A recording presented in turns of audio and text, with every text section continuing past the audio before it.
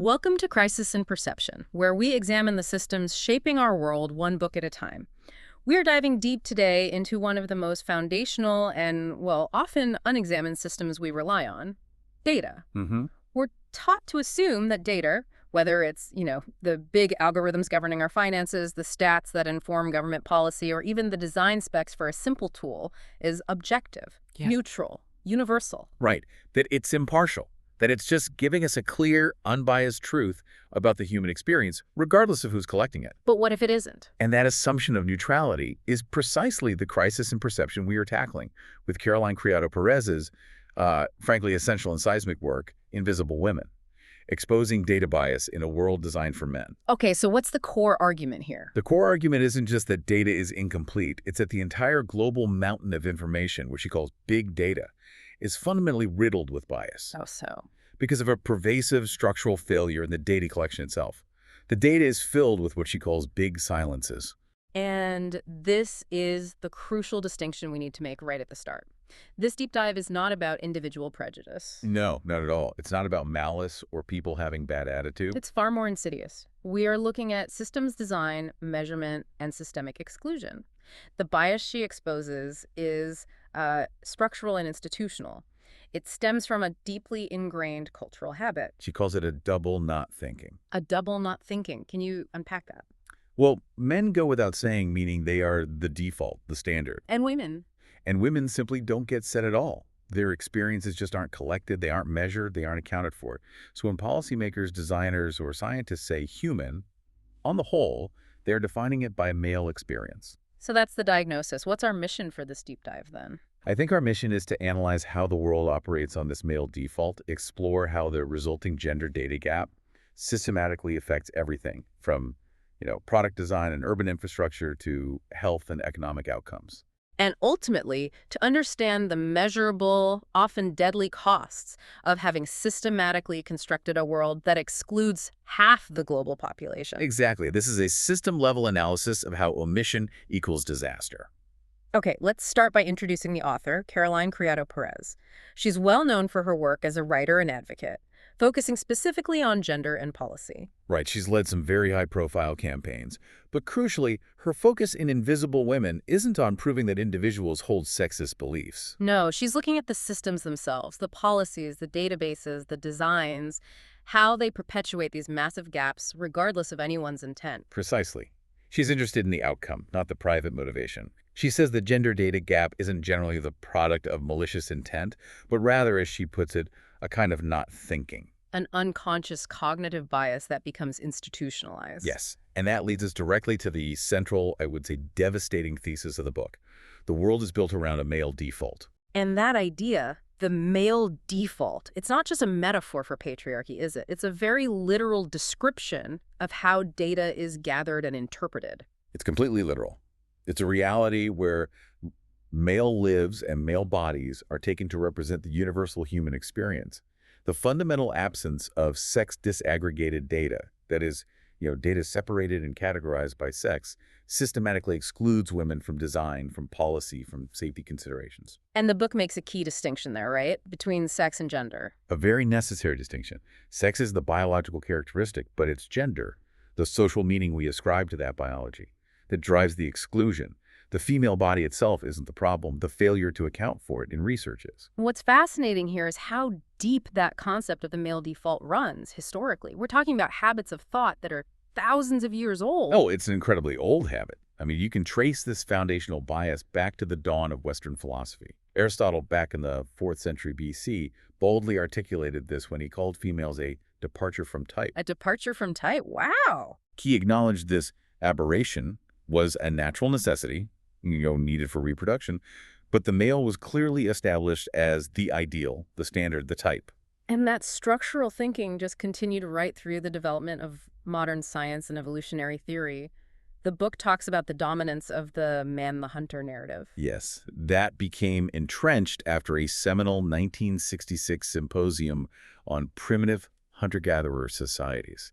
And it was called, unsurprisingly, Man the Hunter. Of course. And this narrative just cemented the idea of male activity hunting as being central to human evolution. It claimed that Our intellect, interests, emotions, and basic social life are all evolutionary products of hunting adaptation. So if you believe that narrative, then women's evolution just becomes secondary, a kind of footnote or a problem to be solved later. Exactly. When the anthropologist Sally Slocum challenged this back in 1975, she just asked a very simple question. What were the females doing while the males were out hunting? Right, they weren't just waiting around. Of course not. The answer gathering, maintaining camps, weaning, caring required cooperation, organization, advanced cognition.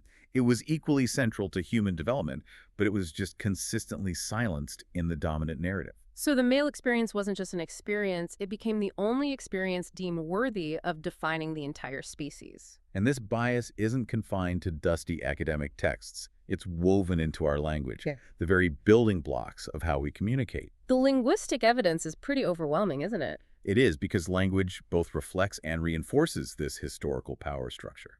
When the generic masculine words like man, he, him is used, it might be intended as gender neutral, but study after study shows it is overwhelmingly read and interpreted as male. And here's where it gets really interesting, because this psychological effect has concrete, real-world consequences. Absolutely. Think about job applications. Women are measurably less likely to apply to jobs that are advertised using the generic masculine. It actually changes how people perceive competence. The draw scientist tests. The draw scientist tests are a classic example. Participants overwhelmingly draw male figures, even when the profession is described using neutral language. The default, even for an abstract role, remains male. I recall the source mentioning that gender-inflected languages are even more stark in this, particularly in European languages. Yes, languages like Spanish, German, and French, where all nouns are gendered, consistently default to the masculine term as the universal standard. Can you give an example? Sure.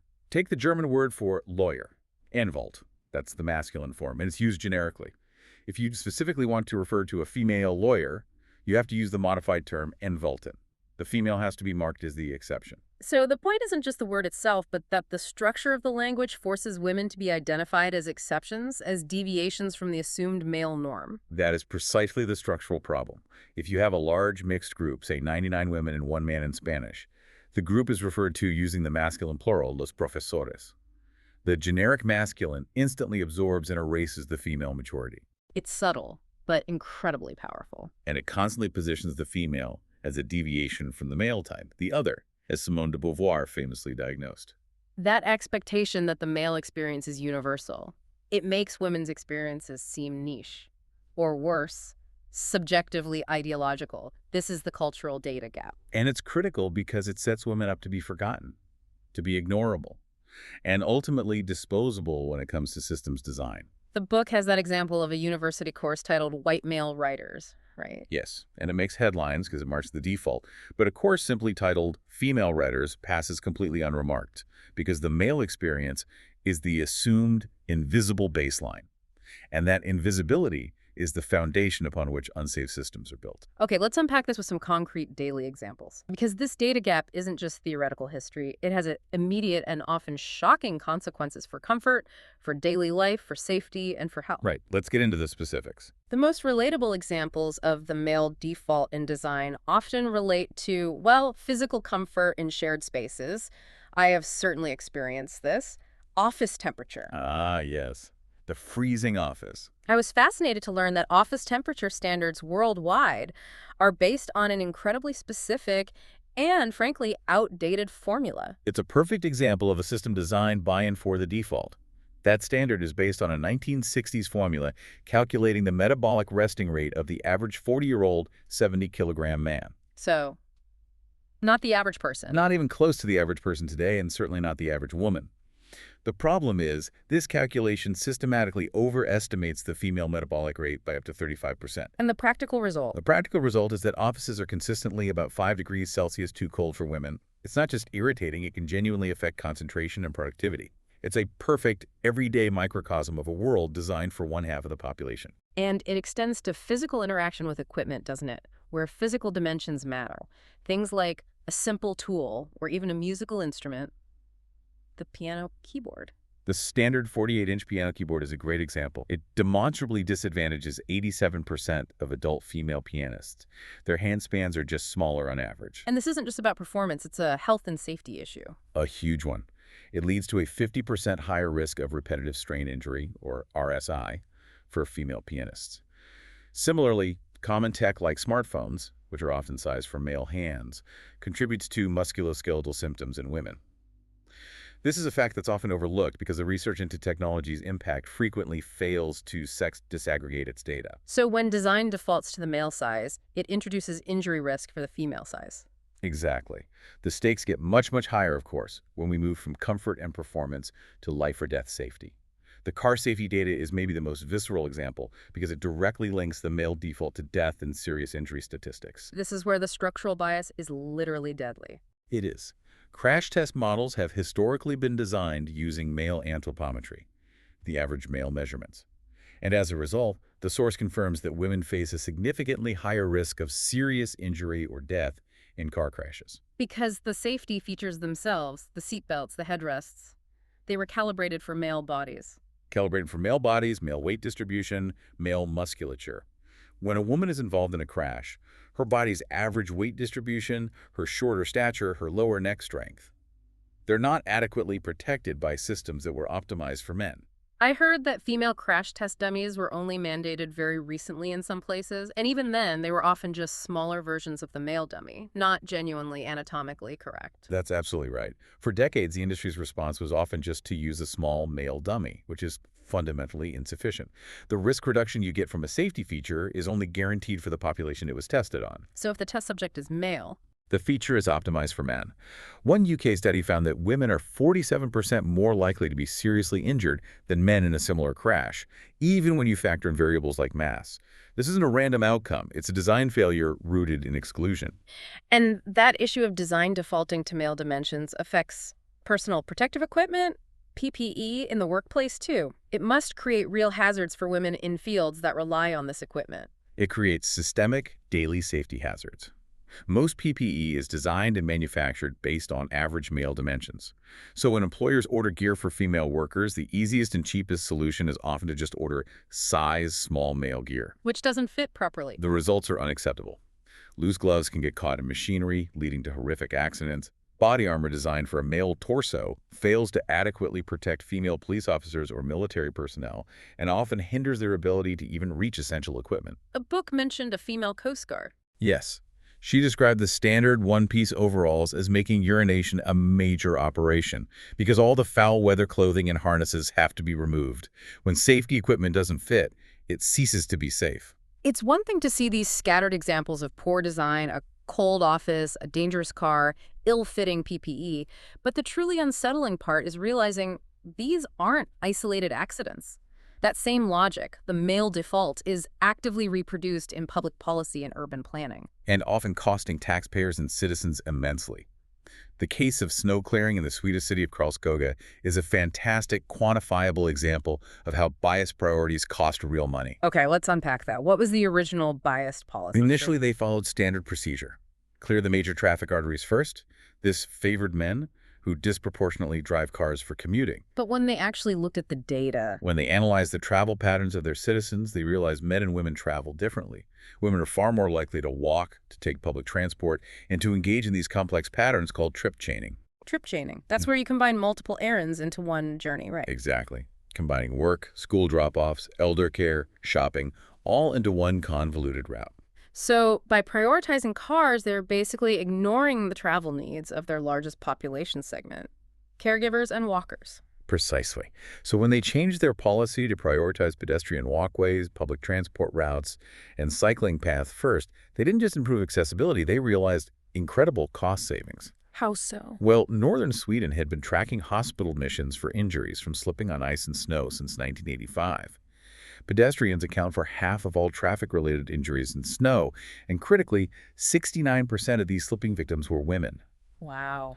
By prioritizing walkways, they drastically reduced hospital admissions for slipping injuries. It proved that the so-called gender-neutral approach was economically illiterate. Prioritizing women's needs saved the city money. This issue of transport bias seems deeply rooted in how planners define what counts as a legitimate trip. They focus on compulsory mobility, and that phrase itself sounds biased. It is. Compulsory mobility is defined narrowly as employment-related trips, fixed labor times, educational purposes. This marginalizes and renders invisible all that care-related trip chaining common for women. Trips for childcare, elder care, shopping. Exactly. Things that don't fit into the male ideal of the unencumbered worker, making a straight, predictable journey downtown and back.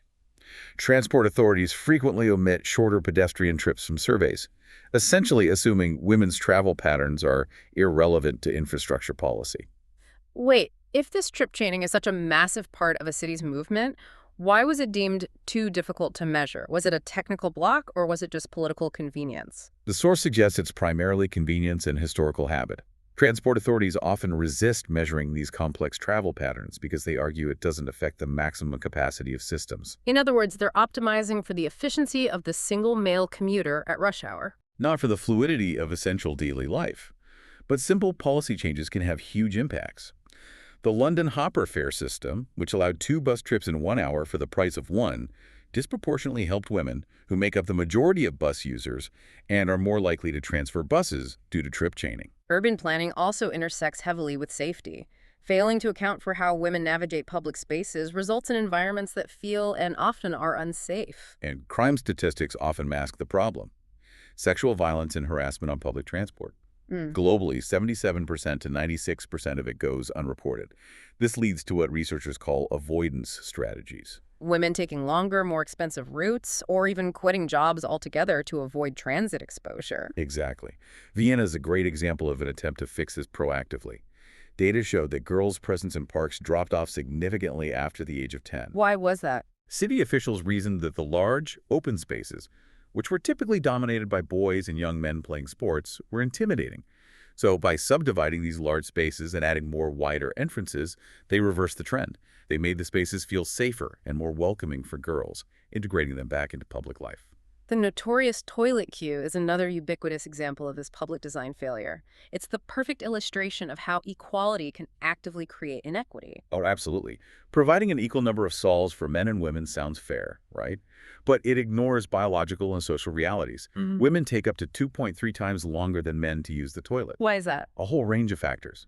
Clothing complexities, biological needs like menstruation and pregnancy, and crucially, caregiving responsibilities, taking young children or the elderly into the stall with them. So designing for equal stall counts is inherently biased. Completely. Or worse, converting facilities to gender-neutral with urinals, which comically increases male capacity while doing nothing for women.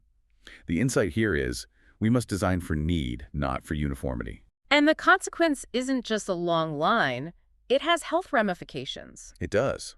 This failure to provide equal access leads to health issues. Studies link public toilet shortages to increased referrals for urinary tract infections and other problems, because women defer using facilities when lines are too long or conditions feel unsafe. The failure to account for time spent in the stall is a failure to account for the female body and life experience. If design failures are inconvenient or dangerous, then perhaps the most deadly consequence of the gender data gap is found in medicine. If the male body is the universal default for research, then everything from drug trials to diagnostic protocols becomes a massive, life-threatening liability for women. this is truly critical because the exclusion began in the research phase decades ago and is still being corrected today. It is. Women were systematically excluded from medical research and clinical trials for 2 main reasons. First, a fear of affecting their reproductive systems, particularly if they become pregnant, and second, the perceived complexity of hormonal cycles. The science just preferred the simplicity of the male body. What does that exclusion look like quantitatively? It's stark. Historically, 90% of pharmacological animal studies were male-only. Even today, women represent only 22% of participants in phase I drug trials in humans. This exclusion leaves a major, life-threatening data gap. We're forcing drugs onto the market that we simply don't know enough about when they interact with the female biological system. So what are the concrete physical consequences of taking a medication that was tested primarily on men? The consequences are dire and widespread. The second most common adverse drug reaction reported by women is that the drug simply doesn't work, even though it performed perfectly in men, the primary test subjects. And at worst? At worst, the effects can be fatal.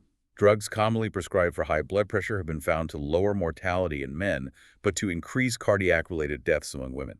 Women are also statistically more likely to experience dangerous drug-induced heart rhythm abnormalities, especially during the first half of their menstrual cycle. And beyond daily prescriptions, what happens when a global health crisis hits, like a pandemic? We find ourselves scrambling for data we should already have. For public health crises like SARS, H1N1, or Ebola, there's historically a lack of systematically collected data on pregnant women's health outcomes. I remember this with the H1N1 epidemic. Exactly. Back in 2009, there was initial confusion over whether to vaccinate pregnant women purely because of the lack of pre-existing treatment data. This puts doctors and patients in impossible positions during emergencies. And the absence of objective, disaggregated data leads directly to a systemic pattern of misdiagnosis, often dismissing female symptoms as psychological or atypical. This is the painful reality for millions of women. It's often referred to as Yentl syndrome. Yentl syndrome. It's the phenomenon where women have to present symptoms exactly like men to get adequate care. Otherwise, their unique symptoms are automatically ignored or attributed to stress or hysteria. Heart attack symptoms, for example, often manifest differently in women, jaw pain, nausea, fatigue, than the textbook crushing chest pain seen in men. And that leads to delays in treatment. That delayed diagnosis must have profound long-term impacts, not just physically, but emotionally and professionally, too. Absolutely. The source highlights the long delays in diagnosing chronic conditions that disproportionately affect women, like ulcerative colitis or endometriosis. Endometriosis affects 1 in 10 women, but the diagnosis time is what? An average of 8 to 10 years to diagnose in the UK and US. Criado Perez recounts the story of a woman named Michelle, whose ulcerative colitis was dismissed by 2 male gastroenterologists as being in her head or anxiety-related. A decade of delay. A decade. That meant she lived with debilitating pain, suffered increased disease progression, and had a higher risk of colon cancer. The long-standing failure to believe female pain is structural. It's rooted in the male default model of disease where anything deviating from the male pattern is deemed psychological. So we've established that the male default creates a data gap that results in real harm. Now we have to analyze the institutions that actively reproduce these gaps. This isn't just a collection of accidents, it's a system designed to look away. Right. And the primary actors here are governments, researchers, planners, corporations, the people in the room making the decisions. When these rooms are overwhelmingly male-dominated, a certain myopia is inevitable. You don't solve problems you don't experience. Precisely. If all the leaders share the same background, the same commuter route, the same life experiences, problems specific to caregiving or women's safety are automatically overlooked. The example of Apple's best office in the world is perfect. What was that? It featured luxury spas and medical centers, but conspicuously lacked a childcare center. The affluent male leaders simply didn't consider the logistics of primary caregiving because that burden did not fall on them. They were solving their problems. But critics might argue that this isn't exclusion, it's just efficient design for the statistical majority. How does the book respond to that efficiency argument, particularly around city planning? The book argues that this efficiency is just a narrative that institutions hide behind to maintain the status quo. Transport authorities, like we said, resist measuring women's complex travel patterns because it's seen as too difficult and doesn't affect the maximum capacity of systems optimized for peak commuter flow.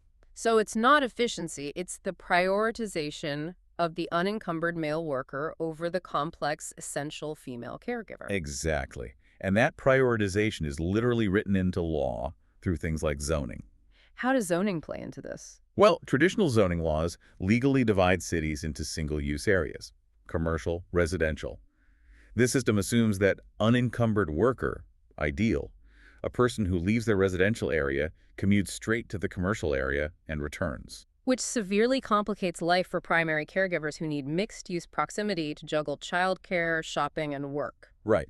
The failure of the Brazilian public housing scheme, Minha Casa, Minha Vida, is a stark case study of how this zoning and transport policy, built on the male ideal, actively undermines women's economic lives. Tell us about that. It's a tragedy of systemic omission. These housing complexes were built chiefly on the far edges of the city, lacking jobs and adequate public transport. Since men often dominate car ownership, women were disproportionately affected. They were often forced to travel up to 6 hours a day to reach work, which led to job loss. And what about childcare? The complexes failed to provide adequate, subsidized childcare.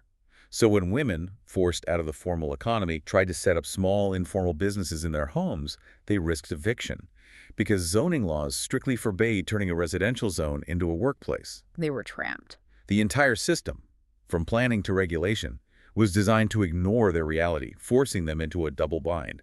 Either stay home and be economically dependent, or work and face impossible logistical hurdles. The myth of objectivity is perhaps strongest and most dangerous in the realm of technology and algorithms. We're told computers are impartial, but if they're trained on biased inputs, they just become amplifiers of existing sexism. That's the insidious feedback loop of data bias. The programmer stereotype, the geeky loner with poor social skills, became a self-fulfilling prophecy, and now that male ideal is encoded in modern hiring tools. So the algorithms are biased. Hidden algorithms used by companies like Guild to rank candidates by social capital, time spent on platforms like GitHub, unintentionally favor male behaviors and social norms. They penalize candidates who might contribute to open-source projects, but under a female or non-traditional name. That idea of linguistic bias we discussed earlier, the generic masculine, does that same structural problem show up in the fundamental data that trains our AI? Oh, absolutely. The training data, the foundational text corpora, are inherently biased. They reflect the historical data gap. Text corpora used to train translation software, and CV scanners have a documented 2-to-1 male-to-female pronoun ratio. Which leads the algorithms to associate expertise and authority with men. Exactly. When translation software encounters a neutral phrase, it defaults to the masculine. I remember the example of image data sets, too, which literally misrepresent women's professional presence. Yes. Image datasets commonly used for training AI recognize men as CEO or maestro, but often link female names to homemaker or housewife.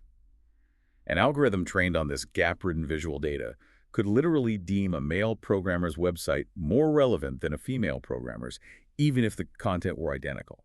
The data isn't neutral. It's a distorted mirror, reflecting, reinforcing, and amplifying existing inequalities into the future. And finally, we see a dangerous feedback loop in occupational health research. A failure to research female bodies in the workplace leads to injury, which then reinforces the perception that women's work is less important to legislate or regulate. That is the tragic, continuous cycle of invisibility. Our knowledge of injury prevention is robust in historically male-dominated industries like construction. But contrast that with female-dominated sectors like care work. Where heavy lifting is common. Right, but specific female guidelines for safe practice are often missing. Furthermore, research on chemical exposure is predominantly male-focused, yet women working in fields like nail salons or cleaning are exposed to toxic cocktails daily. So the safety standards themselves are based on the male default, the so-called reference man. Precisely.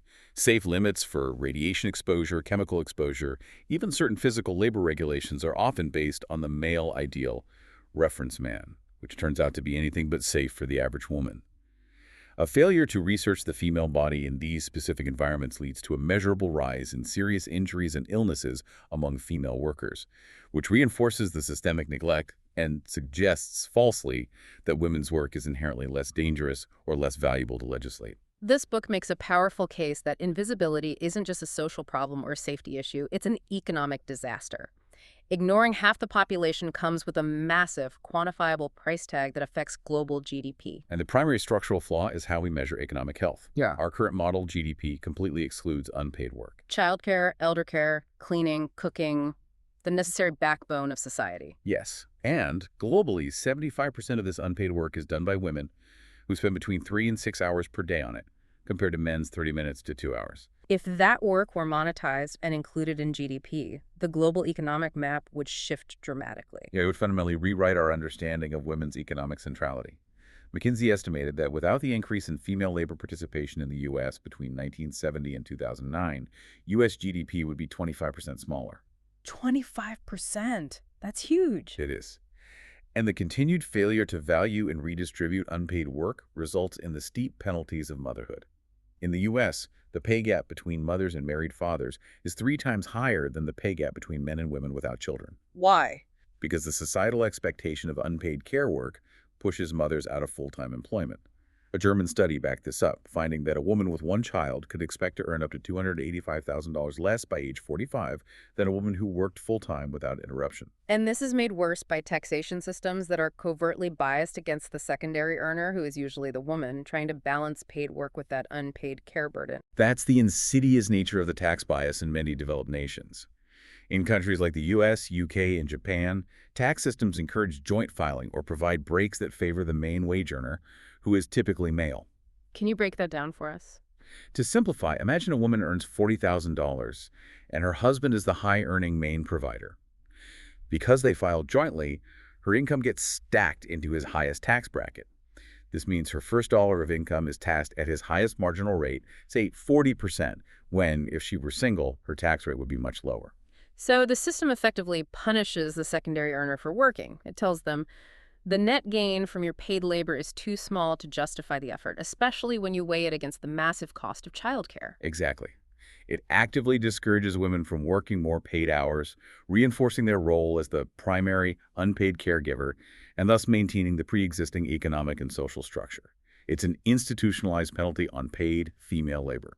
The modern labor market, with its growth in precarious work, only worsens the systemic disadvantage because flexibility is so often missing.